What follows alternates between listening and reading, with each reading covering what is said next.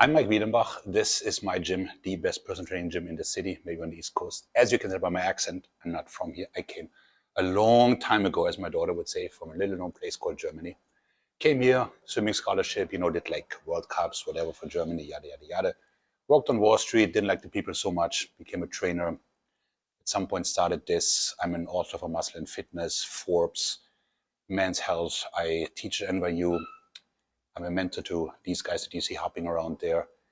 I'm a personal trainer, obviously, that's where my heart is. I guess my heart is at mentoring people, making them better, teaching them training, eating, discipline, structure, so on and so forth. And I also like to write. That's me in a nutshell. Why I love bodybuilding is because you can give me anybody off the street right now, and you give me 10 weeks with that guy, and I change his life. Through training, diet, discipline, repetition, he will look better, he will feel better, he'll have more confidence, he might get a job interview, he might get that girlfriend. It's gonna spill over other areas in his life. That's why I love the sport. How I got into bodybuilding?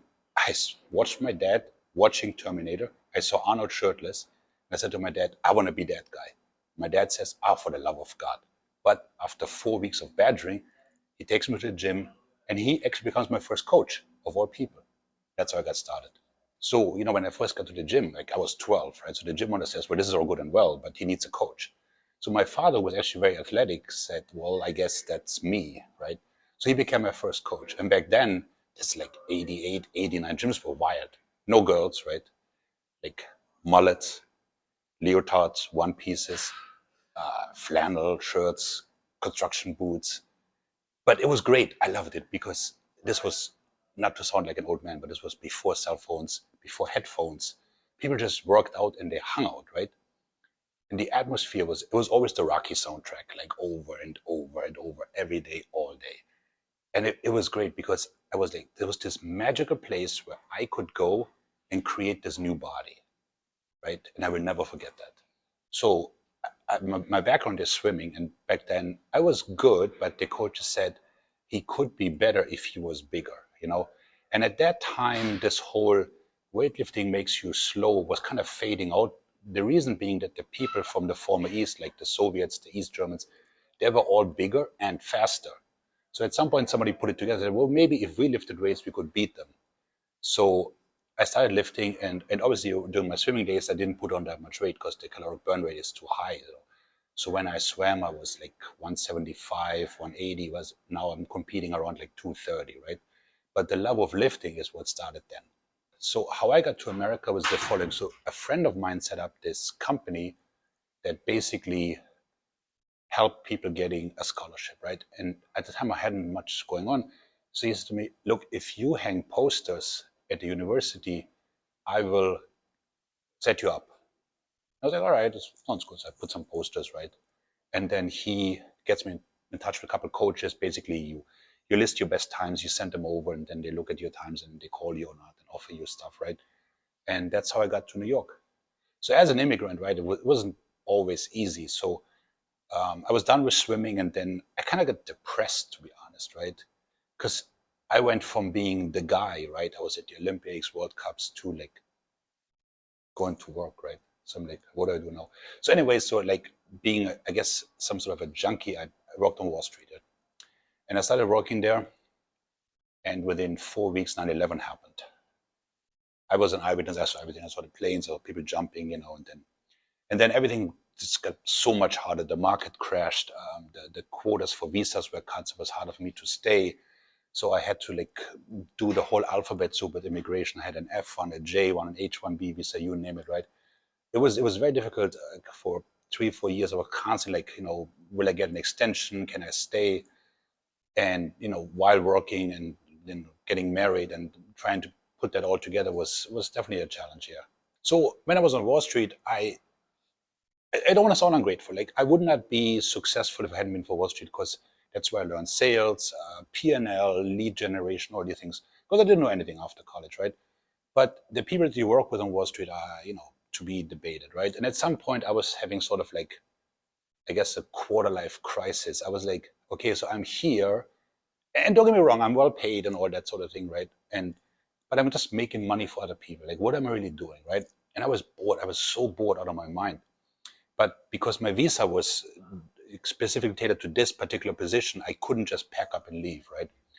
So I was just hanging out, being bored, and I was always in really good shape. I stayed in good shape after swimming. So becoming a personal trainer was probably by accident. So I was in good shape always. People came up to me like, what are you eating? What are you training? And I was always telling them, oh, this is what you do. And at some point my wife says, people charge for this, right? You understand that, right? I was like, I married smart. Maybe I should charge people. And that's how I got started. Yeah, so I started as a trainer, like kind of like everybody else in the beginning. Like you kind of hustle like apartment gyms, building gyms, couple places here and there. You kind of go all over the city and you build a client base. But it's not about the client base, I guess. That's what we forget. It's about building the brand, right?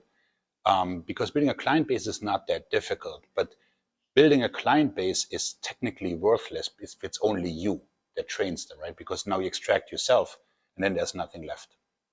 So after a couple of years, I was like, okay, I just gotta get my own spot and design it the way I want to and make it fit with my brand. And that's when this got started. So if you look at the success rate of the fitness industry, it kind of sucks, right? Let's be honest. I think only communism is worse than if people don't get in shape. They train for years and they look the same or worse, right? So I was like, okay, we got to do something better. So I said, what if we could design equipment that pretty much ensures perfect form, thereby the guy gets perfect activation of the muscle, builds more muscle, loses more fat. So I found this small outfit in the UK, just outside Liverpool, Watson, and I had them build everything to spec. In case you're wondering about the color, that's A, because I didn't want my gym to be black and gray and depressing, and it's the color of the greatest soccer team known to mankind back in Germany that I'm supporting, so I made it green. So that's why. Then we have the handles, you can't see but they're made in Spain, they're molded so that the client doesn't have to worry about the grip strength. So I wanted this not to be another room with weights, right? Because otherwise the guy can train over there, or can he train over there? Why would he come here? He comes here because the coaching is better and the equipment is perfect. So about my training style is like, if you compare bodybuilding to other sports, it's very data, almost adverse, right? It's always like, yo, bro, we always did barbells, right? And it's like, well, other sports have evolved greatly. Like if I look, I watched the NCAA last weekend. The girls now swim as fast as we did a quarter century ago. That's how crazy the sport has evolved, right? Whereas bodybuilding is still like, you just lift heavy and eat chicken, right? I was like, no, there has to be a better way. So that's where we come up with the equipment, the way we train people. It's like data matters, right? In any sport. In bodybuilding, it's like only because Arnold did something doesn't mean we still have to do that today. So I think as an entrepreneur, right, you have to dominate your niche, right? So I cannot compete with like the big chains, be it on price or offering. So as you can see here, there's no classes here, there's no cardio here. We just build muscle, burn fat. We get you in shape. That's what we're doing, right? You have to be very, very good at that niche so people come for that particular product and nothing else to you, right? So that's where you want to be. And that's where we basically separate ourselves. We've won Best Personal Trainer like 5 years in a row, whatever have you. Best Coach USA 2023. So there's definitely something here, right? And the key is results, right? I mean, it's really that simple. Like you get people in shape, they stay with you. If not, you become a revolving door. Well, that's probably the most. So my parents were both teachers, right? And then when it comes to changing people's lives, I guess you never want to be your parent, but you still become your parent in a way, right? And that's the most rewarding thing. Like I had a guy like when we started. So this is 57 in Lexington. He lived 3 blocks over on First Avenue.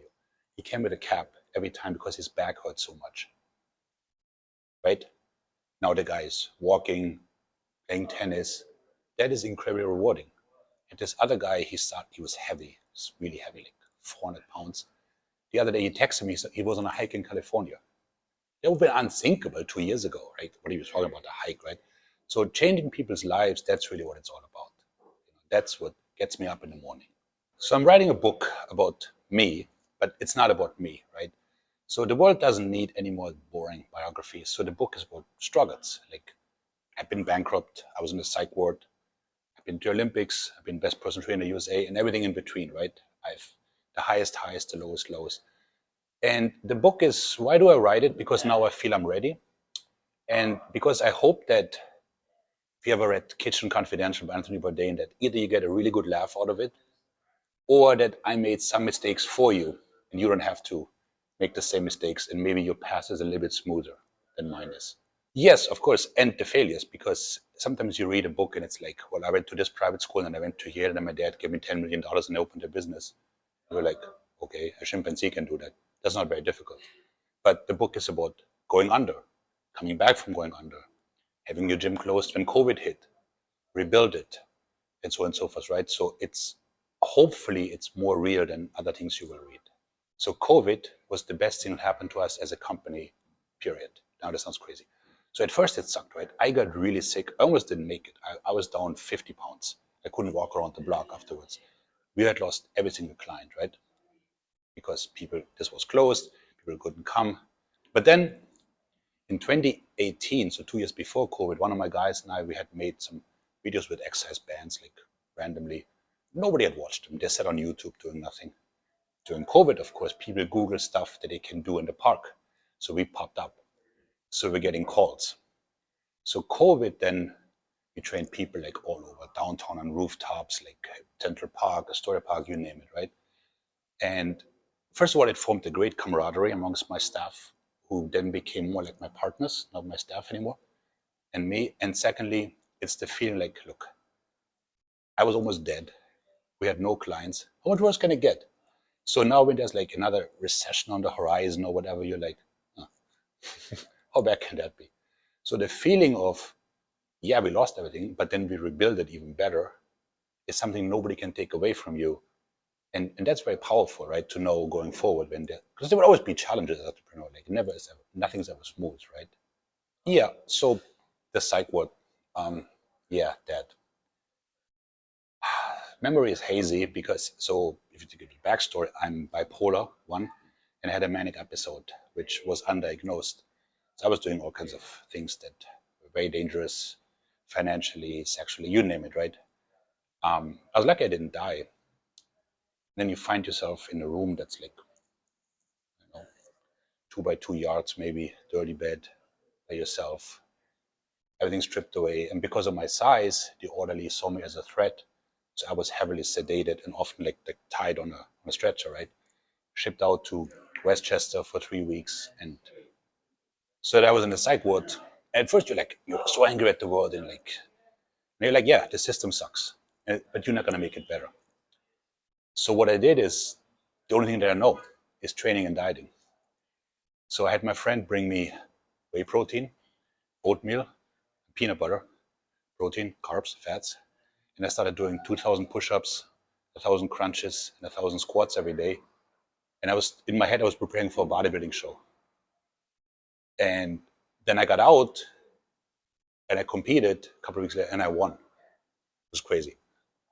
People ask me what motivates you, what makes you successful, and it's like habits make you successful. I'll give you an example.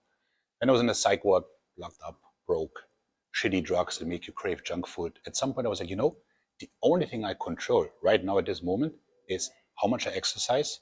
And even if it's just push-ups and crunches, what I eat, even if it's just protein powder and oatmeal, and what I look like that from then. All the rest I can't control, right? And that's exactly what I did. And I think that is really the essence of bodybuilding. In a crazy world, it's your anchor. So my vision is sort of like be the Four Seasons of personal training gyms. So opening in Dubai, Abu Dhabi, I'm thinking about Riyadh, Singapore. So you go to one of our gyms, same equipment, same coaching, same software. It's like you go into the Four Seasons, whether you're in Berlin, on the Maldives, you know what you're getting, you know the service, no excuses, that's what you're getting. And that's what I want to recreate for personal training. So Dubai is wild, right? So we're opening in Dubai and it's wild, but I love it because the vibe of the city is like, you just want to make money, right? Everything is very organized and clean, which as a German, I appreciate greatly. But there's also less red tape, right? And there's this spirit of like, this can be done. And also, we will help you to be successful, we being the government. So this is the first location. We're going to open Dubai, Abu Dhabi. The vision being like the Four Seasons of personal training. Very straightforward, build muscle, burn fat, nothing else. What drives you, right? So like I'm almost 50, right? I've accomplished like a couple of things or not, I don't know. But at some point it becomes about other people. It's the legacy that you leave, right? How many people did you make successful? Sorry, guys. What will your kids think of you? Whether your bank account is this or that. At some point, right, is that really all there is, right? But it's like, you can't see it, but that guy over there, he was a diabetic and he was homeless. Last year, he made 140 grand here. That is a success to me. So as for my family, my kids are still little, so I'm still cool. I got a couple more years of coolness before they're gonna be rolling their eyes like, oh, my dad. My wife has always been my biggest supporter through all this. She was always the one that believed in me, that pushed me to do more. I couldn't ask for anybody better. My little guy wants to be a bodybuilder, but he's also 8, so that might change. We'll see. Music-wise, I guess I'm a dinosaur. I like Metallica, Guns N' Roses, AC/DC, Ramstein. And I've taken my son. I remember calling my dad. He's like, hey, Mateo and I were going to a Ramstein concert. My dad goes, but he's 5. And I'm like, well, he's almost 6. My dad goes, oh, well, then that's fine. And it's just, the best thing about having a son is like, you can do all the things that you want to do and disguise them as like, oh yeah, but Mateo would love this. You buy all the Lego sets, you go to all the concerts, all the soccer games. You're like, no, he loves that. It's not you, of course. People always ask me, like, what's your vision for the future? And I always want to change as many lives as I can. But the one guy that comes to mind, he's probably less known in the United States, is Willy Brandt. He was the Chancellor of Germany, and he was influential about like foreign relations with the East. And his tombstone says, one tried. And I was always like, yeah, that's it. That's all you can do. You try your best to be a decent person. That's it. There's nothing more to life. He kneeled in Warsaw. That was like a big thing in the 70s. Willy Brandt. I was always like, yeah, that guy, he's got it. Well, if I look at now that I write my book, I look at my life, my resume, and it's like the Amazon River, right? It's like very much meandering, but it had to be that, right? I'm just not the guy who does 9 to 5 and gets promoted. Like, I had to fail, had to succeed, fail again. And such is life, right? And I think it's okay to fail. In fact, you have to. I would never trust a guy who never failed, because it's just not normal, right? It's you fail, you rebuild, you learn, you do it again. And I consider myself very fortunate, because I was born in the Western world. I had the chance to go here. I also worked very hard. So I think overall, if I had to do everything again, I would. I wouldn't change a thing. I just wouldn't. You'll always say, like, oh, what would you do differently? And like, there's maybe a couple of things here and there, but in the grand scheme of things, like, nah. Maybe I buy Apple stock earlier, but aside from that, I think I'm good. So I'm actually a historian by training. I do read books, believe it or not, yeah. And why do I like history? So, well, first of all, even when I was like a pro athlete, I still didn't want to study kinesiology, because then you're too stuck. History is great because, not because if it tells us the future, but it tells us patterns, right? That we can learn from and that we can see. And there's so much in there, like failure, resurrection, trial, And the one thing we learned in history is, the first thing you learn is like, things are never as good as they look, but they're also never as bad, right? So like, I always imagine this. It's 1944. The war in the East is horrible. Some at the Soviet front. And you tell a guy, you know what?